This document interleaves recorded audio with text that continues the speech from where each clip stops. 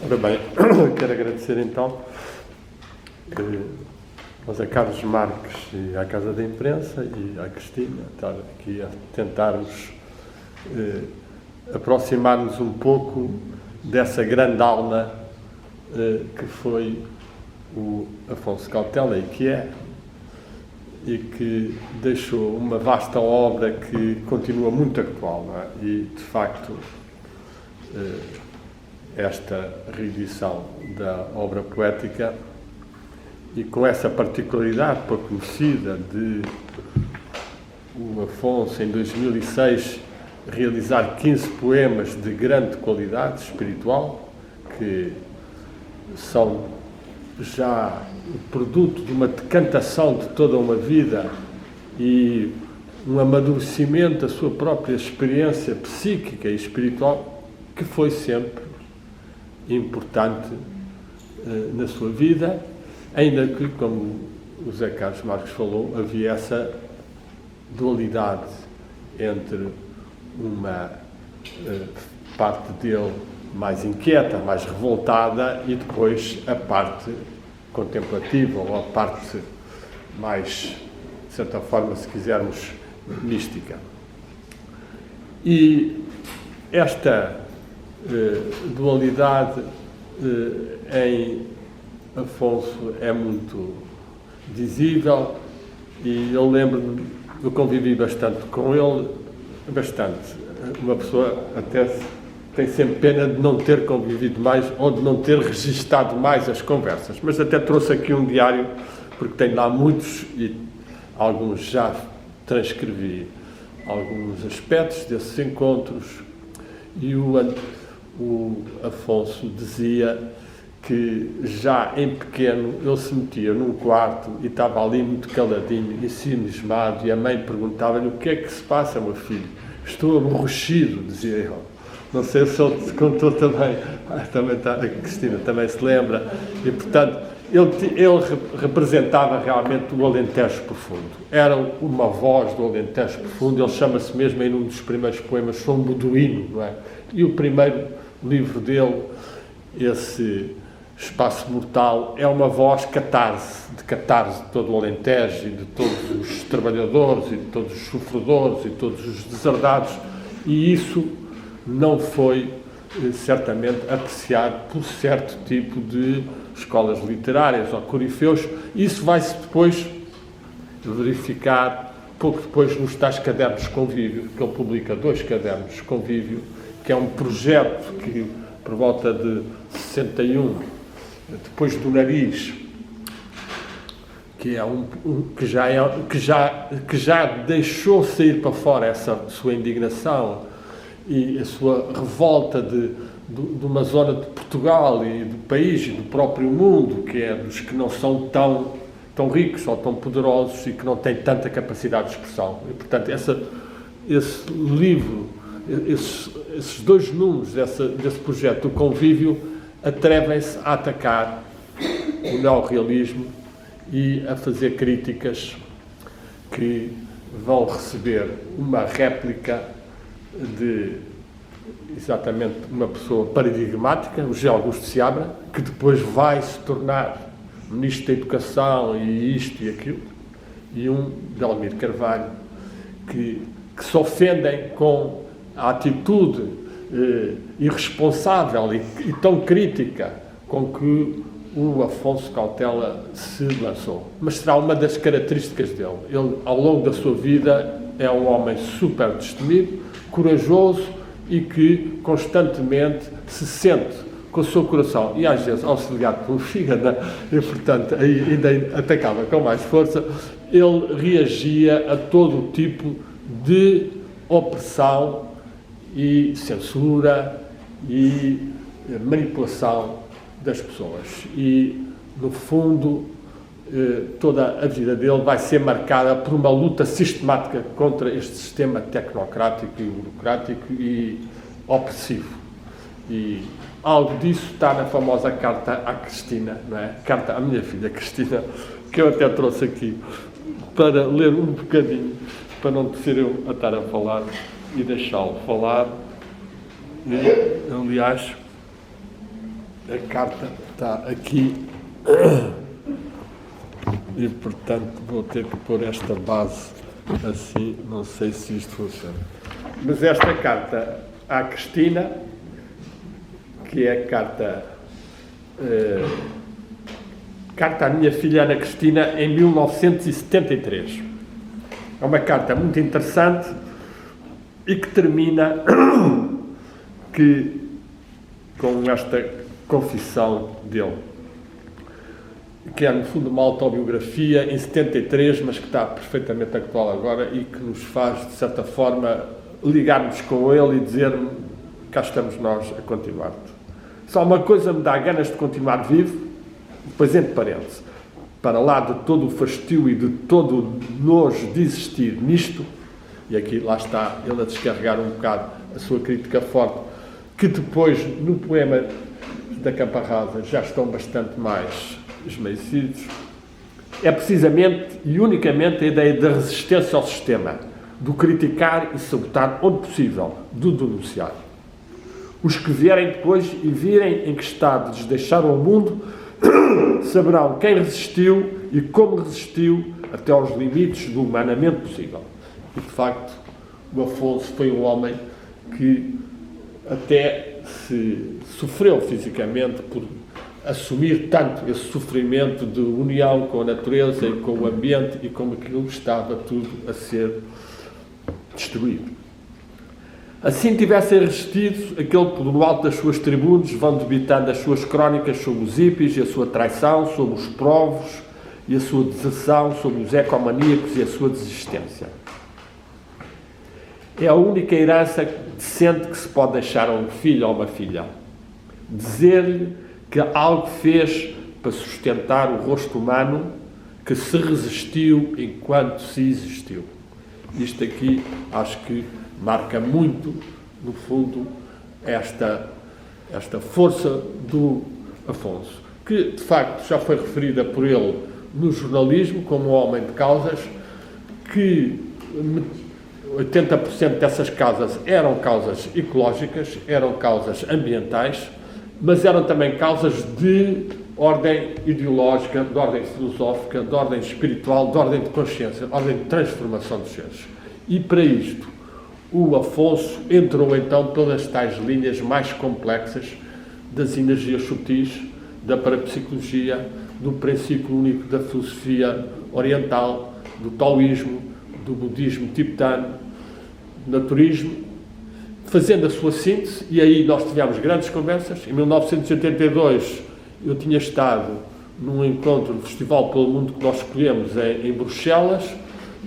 em relação constante com o Afonso. Escrevi-lhe uma descrição, tenho a cópia da carta que lhe enviei com a descrição do que é que tinha acontecido lá durante 4 dias de encontros de várias pessoas. Depois estive na comunidade de Chamarande, na fábrica Lima do Oxaua e com outras pessoas, e pouco depois o Afonso conseguiu organizar aqui no Centro Nacional de Cultura um encontro com várias fontes alternativas e ecológicas e de mudança de consciência, que foi realmente, de certa forma, liderada pelo Afonso, apadrinhada por ele, e que juntou, como ele escreve, porque ele deu a notícia está no jornal, juntou o movimento ecológico, a frente ecológica, os objetores de consciência, a sociedade teosófica, a escola arcana e a não-violência, além da parte do yoga. E foi um momento em que se tentou, depois houve algumas reuniões, algumas tentativas, eu tenho ainda umas atas de algumas coisas, mas foi um dos momentos de uma tentativa de uma plataforma alargada de ação interativa de várias visões do mundo convergentes e para diminuir a alienação e a manipulação. E acho que isso hoje é muito notório que faz falta, porque vemos muitas pessoas, muitos grupos, muitas memórias, muitas tradições, e esta sociedade tenta arrasar mais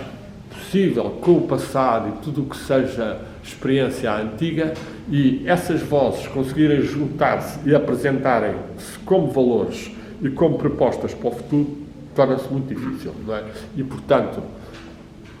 o tipo de intervenção e de espírito do Afonso é importantíssimo. Neste aspecto das energias subtis, como sabemos, o Afonso, que elogiou bastante o naturismo, o vegetarianismo, enquanto, e tem, eu pus aqui uma ou duas citações dele, em que afirma que, de facto, os naturistas, os vegetarianos, foram os primeiros ecologistas e, portanto, quando se diz, de facto, que ele foi o primeiro completamente, já tinha havido alguns que ele próprio depois conhece, etc., e que eram, por exemplo, o Dr. Furtado Mateus, que é da época dele, o Divero Colucci, podemos recuar até a um amigo e discípulo do Antero de Cantal, de Jaime Magalhães de Lima, que também foi até ao Tolstói, até a Isdaia Poliana, e que recebeu de lá certo tipo de forças que trouxe, e que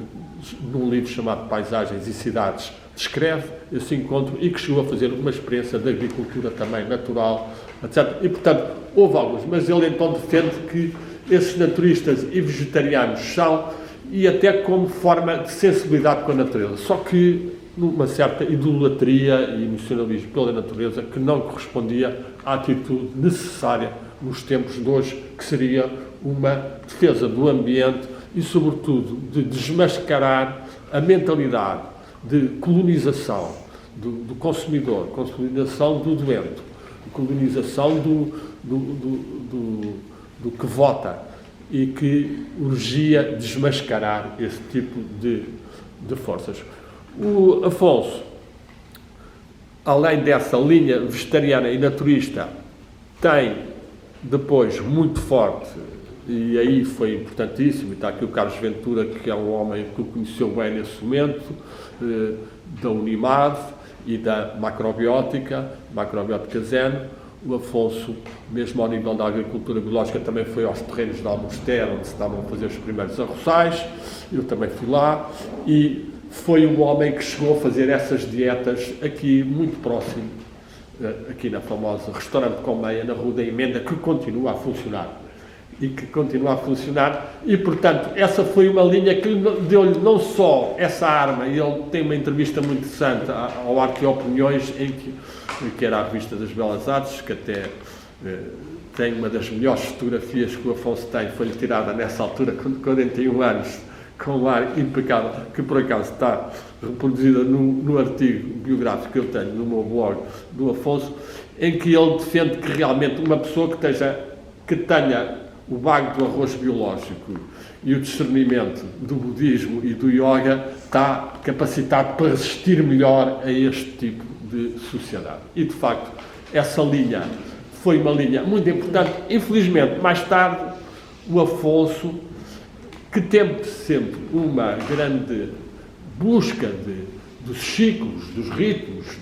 do calendário, da cronobiologia, de todas essas coisas, foi encontrar dentro da radiestesia um homem francês, genial, mas com algum tipo, provavelmente, de desequilíbrio, o Etienne Guillet, e que durante algum tempo envolveu, em termos de influência, o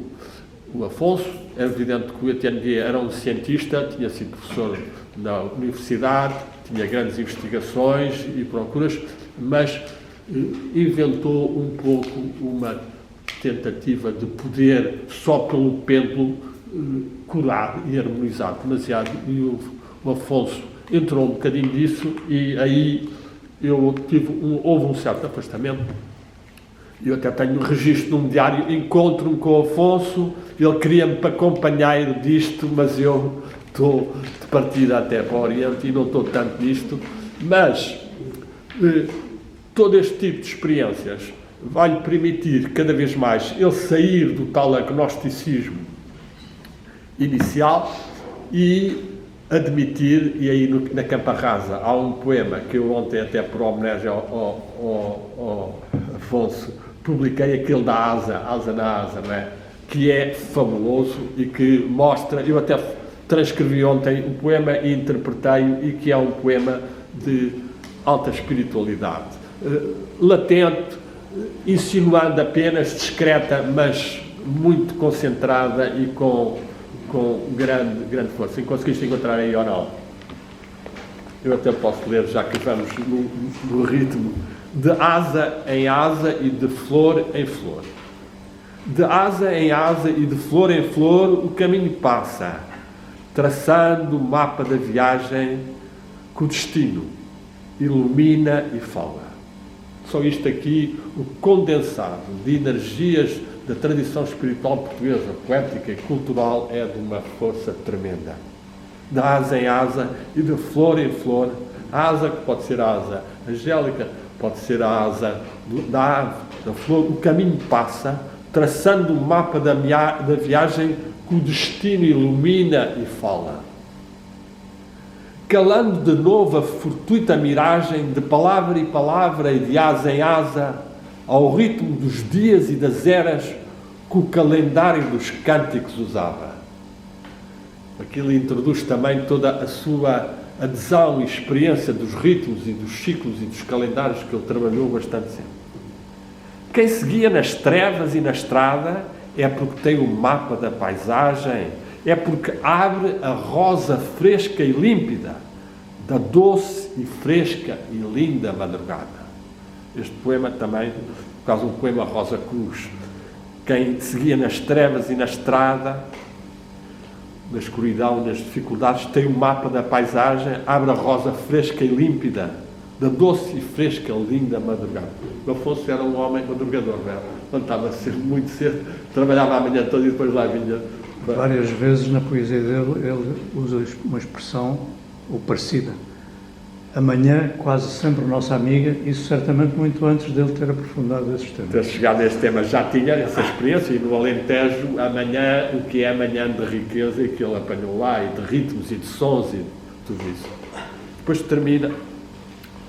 o caminho passa enquanto o sono fica. O canto madrugador da cotovia, o fresco alvorecer da flauta que flutua, a glória de Deus que se insinua na dobra mais recôndita, de flor em flor e de asa em asa, o caminho passa. Este é realmente um poema dos melhores, certamente, do livro e que pode entrar em qualquer antologia da poesia do Afonso. Para concluir, eu tenho, mas não vale a pena estar a ler, tenho aqui, trouxe um dos meus diários, e são os diários que eu tenho uma pilha deste tamanho, desde 1970 e tal, até hoje em dia já tento não escrever no papel, escrever diretamente no computador. E tenho aqui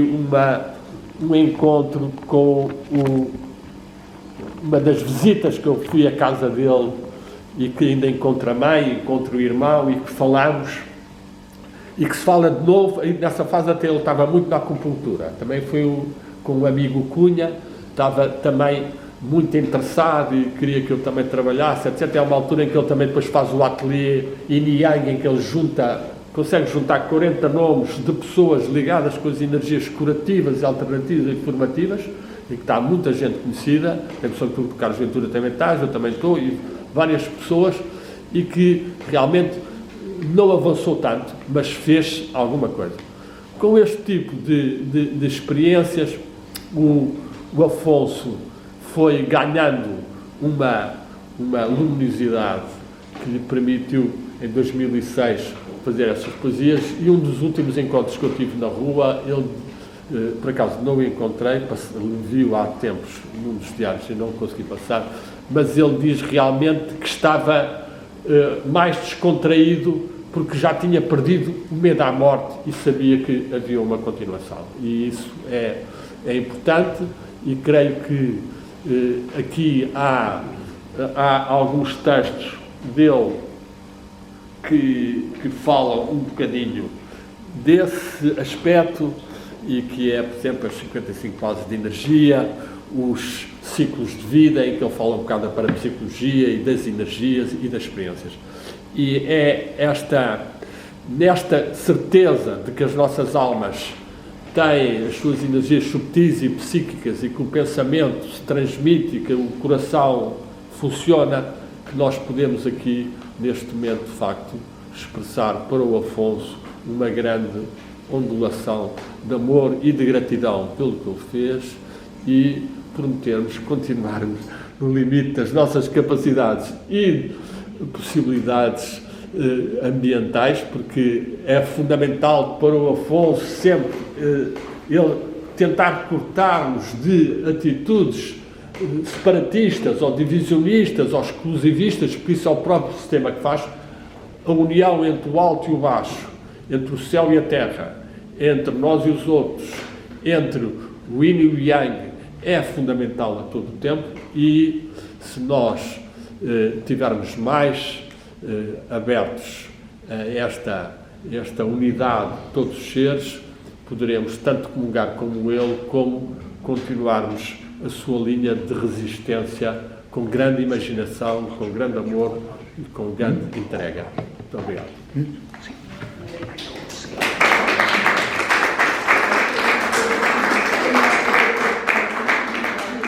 Bem, vamos fazer a transição para a última das comunicações.